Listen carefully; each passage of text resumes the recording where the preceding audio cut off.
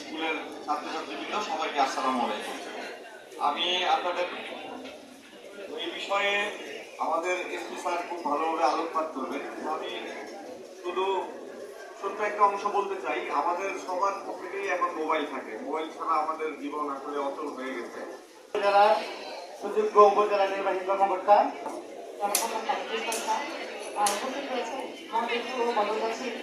উপস্থিত হয়েছে অংশগ্রহণ। এর আগে আমি এবং আমাদের উপজেলা সুযোগ্য অফিসার ইনচার্জ মহোদয় আমরা বালুঘোড়া সকালে উঠিয়া বলি মনে মনে। আমরা কি এই কবিতা এখন আর পড়ি? আমরা কিন্তু আমল করি না। আজকের এই মত বিনিময়ে সবাইকে জানাচ্ছি জেলা পুলিশের পক্ষ থেকে আন্তরিক শুভেচ্ছা এবং অভিনন্দন। তোমরা সবাই ভালো আছো?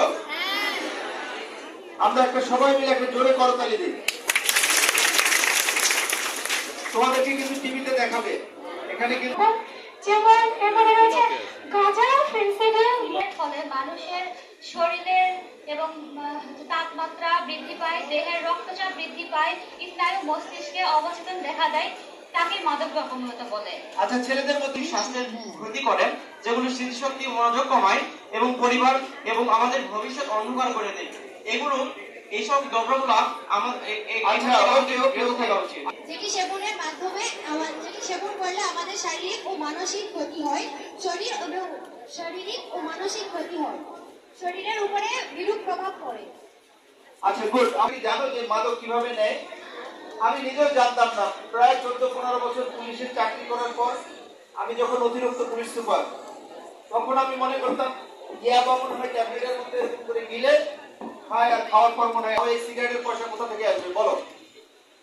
তোমরা যারা এখানে আছো, তোমাদের মাধ্যমে তোমাদের যারা গার্জিয়ান আছে তাদের কাছে আমার অনুরোধ পৌঁছে দিবা, যা বলবা এখানে যারা আছো তোমরা সকল ধরনের মাদকের বিরুদ্ধে আমরা কাজ করব এবং মাদক প্রতিরোধে আমরা কাজ করব।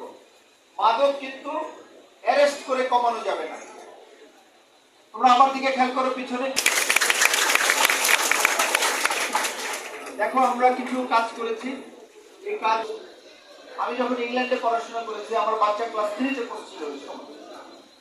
ওদের ক্লাসে প্রাইমারি পাঠ্যপুস্তক কিন্তু অনেক জীবন ঘনিষ্ঠ, এবং সেখানে তুমি কিভাবে রাস্তা বললাম মাদক নিয়ে তোমাদের এই এলাকায় যদি কোনো সাজেশন থাকে, তোমাদের কাছে কাগজ কলম আছে, আমি প্রশ্ন উত্তরের সুযোগ দেব।